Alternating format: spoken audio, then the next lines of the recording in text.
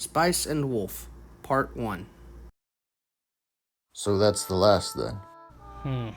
Looks like 70 pelts on the nose. Always a pleasure. Hey, anytime. You're the only one who will come this far into the mountains, Lawrence. I should be thanking you. But for my trouble I get truly fine pelts. I'll come again. The usual pleasantries concluded, Lawrence managed to leave the village just around 5 o'clock. The sun was just beginning its climb when he left, and it was midday by the time he descended from the mountains and entered the plains. The weather was good, there was no wind.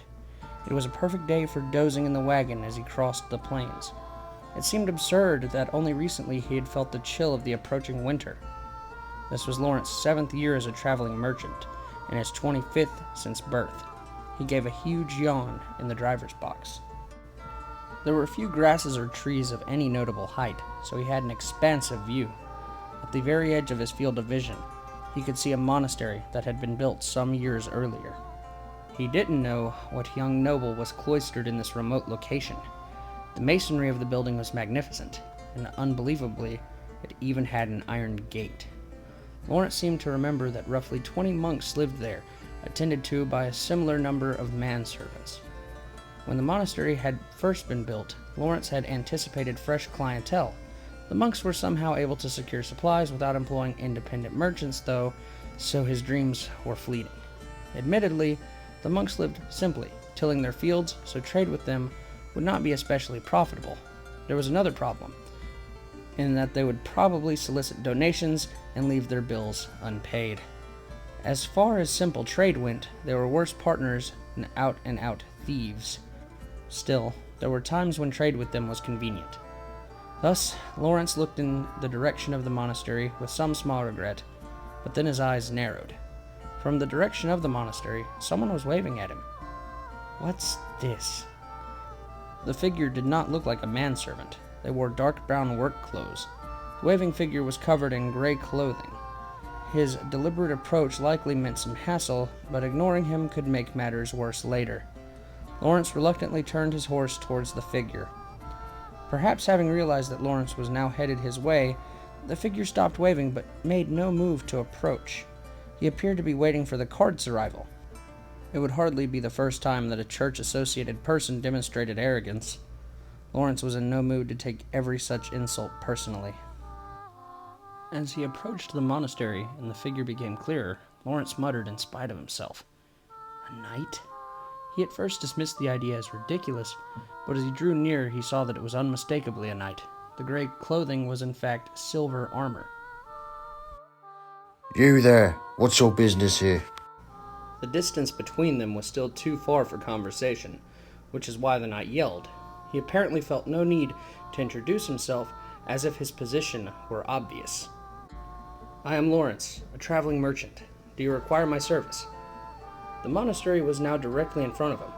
He was close enough to count the number of servants working in the fields to the south. He also noted that the knight in front of him was not alone. There was another one past the monastery, perhaps standing guard. A merchant.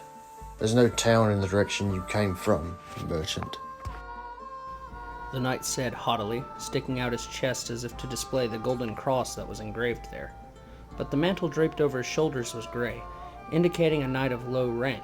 His blonde hair looked freshly cut, and his body did not look as if it had been through many battles.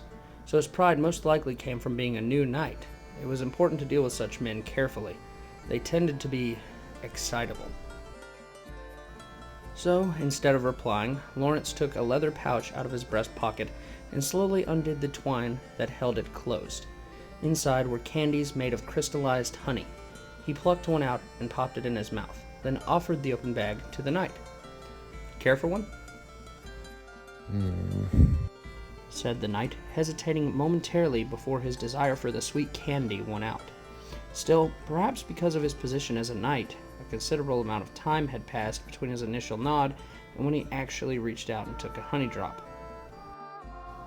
"A half a day's travel east of here, there's a small village in the mountains. I was trading salt there." Ah, I see you've a load in your cart. Salt as well. "No, but furs. Look," said Lawrence, turning around and removing the tarp that covered his load. revealing a bundle of magnificent marten pelts. A year's salary of the knight before him was paltry compared to its worth. And this? Ah, this is wheat I received from the village. The sheaf of wheat in the corner of the mountain of firs had been harvested in the village where Lawrence had traded his salt. It was hardy in cold weather and resisted insects. He planned to sell it in the northwest, where crops had sustained heavy frost damage. Very well, you may pass. It was a strange way of speaking for someone who'd summoned him over so high-handedly earlier. But if Lawrence were to meekly say, "Yes, sir," now a fine merchant he'd be. "So, what occasions your post here, Sir Knight?" The knight's brow knitted in consternation at the question, and furrowed still deeper as he glanced at the bag of honey drops. He was well and truly caught now. Lawrence undid the bag's string closure and plucked out another sweet, giving it to the knight. Delicious. I should thank you. The knight was being reasonable. Lawrence inclined his head gratefully, using his best trader's smile. The monks caught wind of a pagan festival that's approaching, thus increased guard. Do you know anything of this pagan festival? If his face had betrayed any hint of his disappointment at the explanation, calling it a third-rate performance would have been generous. So Lawrence only affected a pained expression and answered, "Sadly, I know nothing." This was, of course, a huge lie, but the knight was just as mistaken, so there was nothing for it. Perhaps it truly is being held in secret, then. Pagans are a cowardly lot, after all. The knight was so mistaken, it was amusing, but Lawrence merely agreed and took his leave. The knight nodded and thanked him again for the honey drops. Undoubtedly, they had been delicious. Most of a knight's money went to equipment and lodging. Even an apprentice cobbler lived a better life. It had surely been a long time since the knight had anything sweet. Not that Lawrence had any intention of giving him another piece. Still, a pagan festival, they say? Lawrence repeated the knight's words to himself once the monastery was well behind him. Lawrence had an inkling of what the knight was talking about. Actually, anyone from this area would know about it. But it was no pagan festival. For one thing, true pagans were farther north, or farther east. The festival that happened here was hardly something one needed knights to guard against. It was a simple harvest festival, of the sorts to be found nearby anywhere. True, the area's festival was somewhat grander than the typical celebration, which is probably why the monastery was keeping an eye on it and reporting to the city. The church had been unable to keep control over the area, which undoubtedly made it all the more nervous about going on. Indeed, the church had been eager to hold inquisitions and convert heathens, and clashes between natural philosophies and theologians in the city were far from rare. The time when the church could command the populace's unconditional submission was vanishing. The dignity of the institution was beginning to crumble. Even if the inhabitants of the city said nothing, all were gradually beginning to realize it. In fact, the Pope had recently had to petition the monarchs of several nations for funds when the tides had come in below expectations. Such a tale would have been preposterous even 10 years before. Thus the church was desperate to regain its authority. "Business everywhere will suffer," said Lawrence with a rueful smile, popping another honey drop into his mouth. The western skies were a more beautiful golden hue than the wheat in the fields by the time Lawrence arrived in the plains. Distant birds became tiny shadows as they hurried home, and here and there the frogs sang themselves to sleep. It appeared that the wheat fields had been mostly harvested, so the festival would undoubtedly begin soon, perhaps even as soon as the day after tomorrow. Before Lawrence lay the expanses of the village of Paslow's fertile wheat fields. The more abundant the harvest, the more prosperous the villagers. Furthermore, the noble who managed the land, one Count Arendot, was a famous area eccentric who enjoyed working in the fields himself. Naturally, the festival also enjoyed his support, and every year it was a riot of wine and song. Lawrence had not once participated in it, though. Unfortunately, outsiders were not permitted. "Oh there, good work," Lawrence called out to a farmer driving a cart heaped high with wheat in the corner of one of the fields. It was well-ripened wheat. Those who had invested in the wheat futures could breathe a sigh of relief. "What's that?" a farmer asked. Oh, might you tell me where to find Yare? Lawrence asked. Oh, Yare'll be over yonder. See where the crowd is gathering? That field? It's all youngsters at his place this year. Whoever's slowest will wind up being the holo, said the farmer good-naturedly, his tanned face smiling. It was the kind of guileless smile a merchant could never manage. Lawrence thanked the farmer with his best trader's smile and turned his horse toward Yare's place. Just as the farmer had said, there was a crowd gathering within its confines, and they were shouting something. They seemed to be making sport of the few who were still working in the field, but it wasn't ridicule at their lateness. The jeering was part of the festival. As Lawrence lazily approached the crowd, he was able to make out their shouting. There's a wolf! A wolf! A wolf lies there! Who'll be the last to catch the wolf? Who? The villagers shouted, their faces so cheerful, one wondered if they were drunk. None of them noticed Lawrence pulling his cart up behind the crowd. What they so enthusiastically called a wolf was in fact not a wolf at all. Had it been real, no one would have been laughing. The wolf was the harvest god, and according to village legend, it resided within the last stalk of wheat to be reaped. Whoever cut that stalk would be possessed by the wolf, it was said. It's the last bundle. Mind you, don't cut too far. Holo flees from the greedy hand. Who will catch the wolf? It's Yare! Lawrence got off his wagon and peered at the crowd just as Yare caught the last bundle of wheat.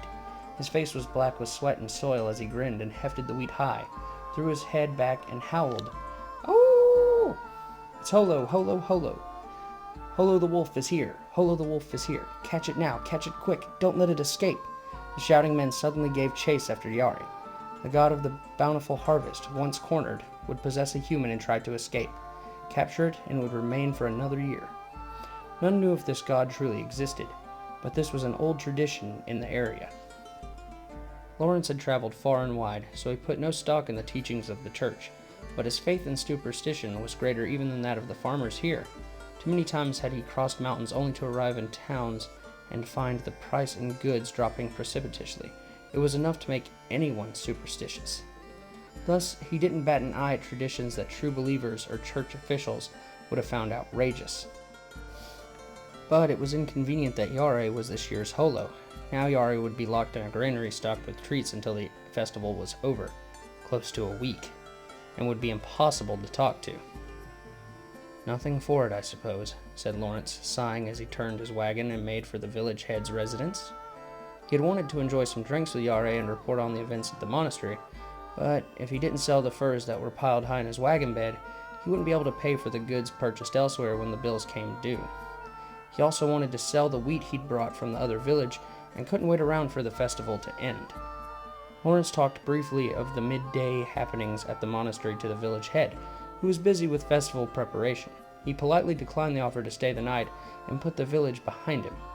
Years before the Count began to manage the region, it had suffered under heavy taxes that drove up the prices of its exports. Lawrence had bought some of this unfavorably priced wheat and sold it for a meager profit. He hadn't done it to win favor with the village, but rather because he simply didn't have the resources to compete with the other merchants for the cheaper, finer grain. Nevertheless, the village was still grateful for his business then, and Yare had been the middleman for the deal. It was unfortunate that he couldn't enjoy a drink with Yare, but once Holo appeared, Lawrence would soon be chased out of the village as the festival came to its climax. If he'd stay the night, he wouldn't have been able to stay long. As he sat on his wagon, Lawrence felt a sense of loneliness at being excluded thus. Nibbling on some vegetables he'd been given as a souvenir, he took the road west, passing cheerful farmers returning from their day's work. Having returned to his lonely travel, Lawrence envied the farmers with their friends. Lawrence was a traveling merchant and 25 years old. At 12, he'd apprenticed under a relative, and at 18, he set out on his own. There were many places he had yet to visit, and he felt that the true test of his mettle as a trader was yet to come. Like any number of traveling merchants, his dream was to save enough money to open a shop in a town, but that dream still seemed distant. If he could seize upon a good opportunity, it might not be so.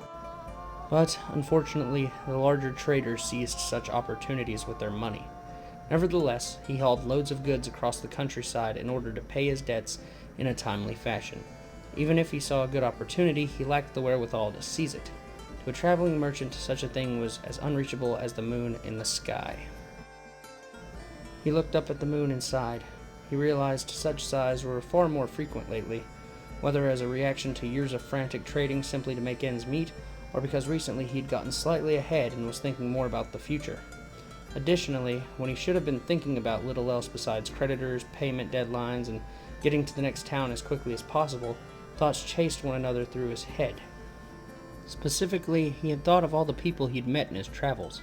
He thought of the merchants he had come to know when visiting a town repeatedly on business, and the villagers he had become acquainted with at his destinations, the maidservant he'd fallen for during a long stay at an inn, waiting for a blizzard to pass, and on and on.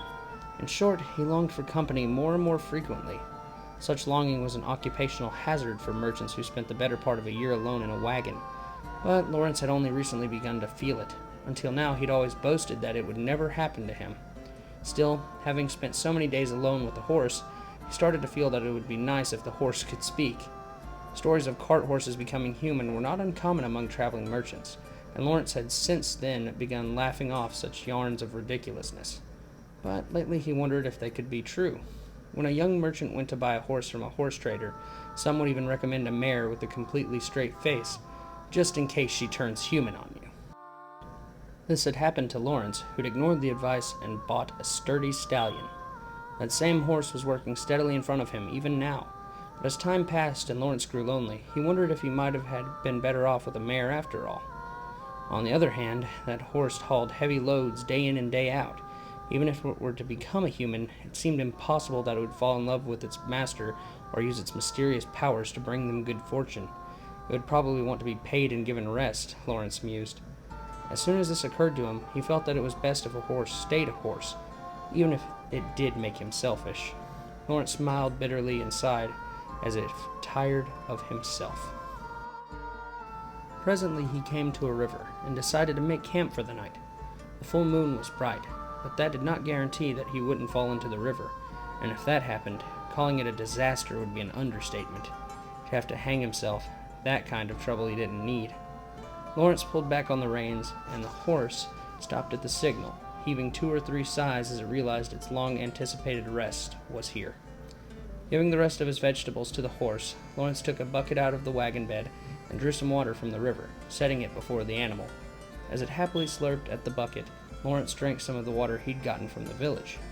Wine would have been nicer, but drinking without a partner only made the loneliness worse. There was no guarantee he wouldn't get staggering drunk either, so Lawrence decided to go to bed. He'd half-heartedly nibbled on vegetables most of the way, so he had only a bit of beef before hopping back in the wagon bed.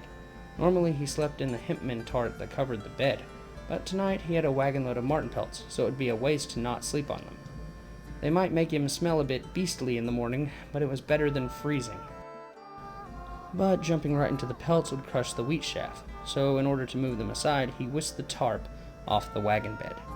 The only reason he didn't shout was because the sight that greeted him was flatly unbelievable. Apparently, he had a guest. "Hey." Lawrence wasn't sure his voice actually made a sound. He was shocked and wondered if the loneliness had finally broken him and he was hallucinating. But after he shook his head and rubbed his eyes, his guest had not disappeared. The beautiful girl was sleeping so soundly it seemed a shame to wake her. "Hey, you there," said Lawrence, nonetheless returning to his senses. He meant to inquire what exactly would motivate someone to sleep in a wagon bed. In the worst case, it might be a village runaway. He didn't want that kind of trouble.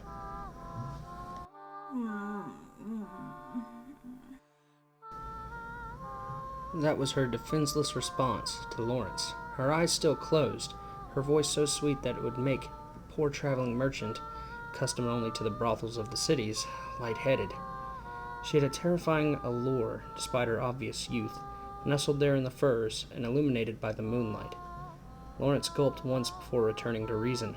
Given that she was so beautiful, if she was a prostitute, there would be no telling how much he could be taken for if he was to so much as touch her. Considering the economics of the situation was a tonic far more effective than any prayer, Lawrence regained his composure and raised his voice once again. "Hey, you there, what are you playing at? Sleeping in someone's cart." The girl did not awaken. Fed up with this girl who slept so obstinately, Lawrence grabbed the pelt that supported her head and jerked it out from under her. The girl's head flopped into the gap left by the pelt, and finally he heard her irritated squawk. He was about to raise his voice at her again, but then he froze. The girl had dog ears on her head. Now that the girl seemed to be finally awake, Lawrence summoned his courage and spoke. "You there, what are you doing climbing into my wagon bed?" Lawrence had been robbed more than once by thieves and bandits as he crossed the countryside. He considered himself bolder and more courageous than the average person. He wasn't one to quail just because the girl in front of him happened to have the ears of an animal. Despite the fact that the girl hadn't answered his questions, Lawrence did not pose them again. This was because the girl, slowly awakening before him, and entirely naked, was unspeakably beautiful. Her hair, illuminated by the moonlight in the wagon, looked as soft as silk and fell over her shoulders like the finest cloak. The strands that fell down her neck to her collarbone drew a line so beautiful it put the finest paintings of the Virgin Mary to shame. Her supple arms were so fine they seemed carved from ice. And exposed now in the middle of her body was her chest, so beautiful they gave the impressions of being carved from some inorganic material. But such a fascinating spectacle could just as soon go awry. The girl slowly opened her mouth and looked skyward. Closing her eyes, she howled.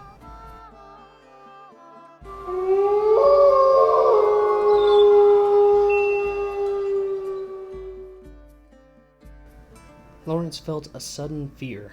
It blew through his body like a wind. The howl was the song a wolf would use to call its comrades to chase and corner a human. This was no howl like Yare had uttered earlier. It was a true howl. Lawrence dropped the bite of beef from his mouth. His horse reared and startled. Then he realized something. The moonlit girl's form, with the ears on her head, the ears of a beast. 'Tis a good moon. Have you no wine? She said this, letting the howl fade away, drawing her chin up and smiling slightly. Lawrence came back to himself at the sound of her voice. What was before him was neither dog nor wolf. It was a beautiful girl with the ears of such an animal, though. "I have none, and what are you? Why do you sleep in my cart? Were you to be sold in town? Did you escape?" Lawrence meant to ask as authoritatively as he could, but the girl did not so much as move. What? So you have no wine? Food then?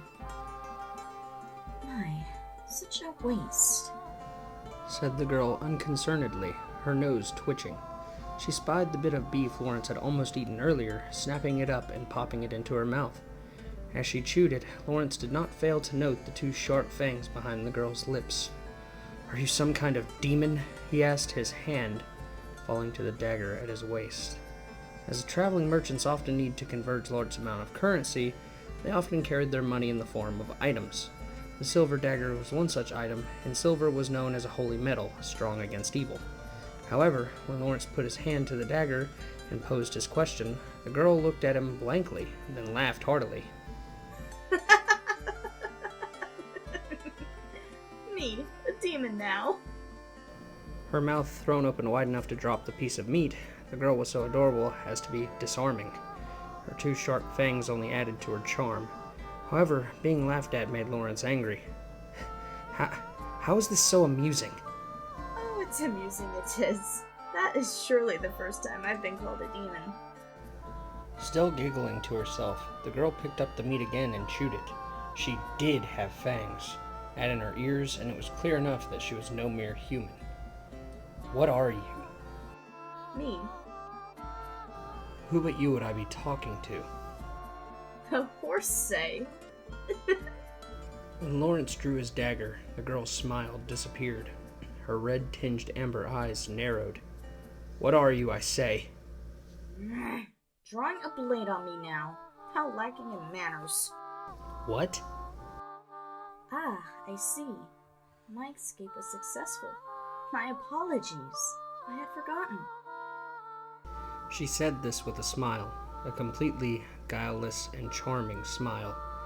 The smile didn't particularly sway him, but nevertheless, Lawrence somehow felt that pointing a blade at a girl was an unseemly thing for a man to do, so he put it away. I am Hollow. It has been some time since I've taken this form, but, well, it is quite nice. As the girl looked herself over approvingly, Lawrence was so caught on the first half of what she said that he missed the second half. Holo? Hello. A good name, no? Lawrence had traveled far and wide, over many lands, but there was only one place where he'd heard that name, none other than the harvest god of the village of Pasla. What a coincidence! I also know of one that goes by Holo. It was bold of her to use the name of a god, but at least this told him that she was indeed a girl from the village. Perhaps she had been hidden, raised in secret by her family, because of her ears and fangs. This would fit with her claim to have escaped successfully. Lawrence had heard talk of abnormal children like this being born. They were called demon children, and it was thought that a devil or a spirit had possessed them at birth. If the church discovered them, they, along with their families, would be burned at the stake for demon worshipping. Such children were thus either abandoned in the mountains or raised in secret. But this was the first time Lawrence had ever actually seen such a child. He'd always assumed they would be disgustingly bestial. But judging from appearances alone, this one was a plausible goddess. Oh no, I have never met another Holo. Whence do they hail? As the girl chewed the meat, it was hard to see her trying to deceive anyone. It seemed possible that having been raised in confinement for so long, she really did believe herself to be a god. It is the name of this area's harvest god. Are you a god? At this, the girl's moonlit face was slightly troubled for a moment, before she smiled. I have long been bound to this place and called its god. But I am nothing so great as a deity. I am merely Holo. Lawrence guessed that this meant she'd been locked away in her home since she was born. He'd felt a certain sympathy for the girl. By long, do you mean that you were born here? Oh no, This was an unexpected answer. I was born far to the north. The north? Indeed. The summers are short and the winters are long. A world of silver. Holo's eyes narrowed as she seemed to gaze into the distance, and it was hard to imagine that she was lying. Her behavior as she reminisced about the lands of the north was too natural to be an act. Have you ever been there? Lawrence wondered if she was counterattacking, but if Holo was lying, or merely repeating things she'd heard from others, he would have been able to tell immediately. His travels as a merchant had in fact led him to the far north before. I've been as far as Arahidostok. The year-round blowing snow is terrifying, Haven't heard of it. replied Holo, inclining her head slightly. He'd expected her to pretend to have knowledge. This was strange. What places do you know? He asked. A place called Yoitsu.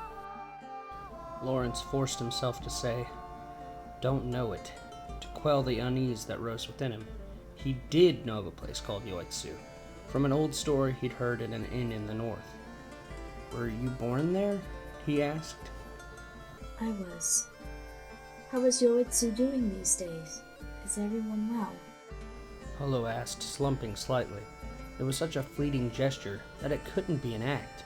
Yet Lawrence could not possibly believe her. After all, according to the story, the town of Yoitsu had been destroyed by Ursine monsters 600 years ago. Do you remember any other places? It's been so many centuries. Ah! Naohira! There was a town called Naohira. It was a strange town with hot springs. I would often go to bathe in them. There were still hot springs in the north in Naohira, where royalty and nobility often visited. But how many people in this area would even know of its existence? Ignoring Lawrence's confused reverie, Holo spoke as if she were even now relaxing in the hot water. Then suddenly she sneezed. I do not mind taking human form, but it is unavoidably cold. Not enough fur. Said Holo, laughing and hiding herself again in the pile of marten pelts. Lawrence couldn't help but laugh at her appearance. There was something that still worried him, though, so he spoke to Holo as she snuggled into the fur pile. "You said something about changing forms earlier. What was that about?"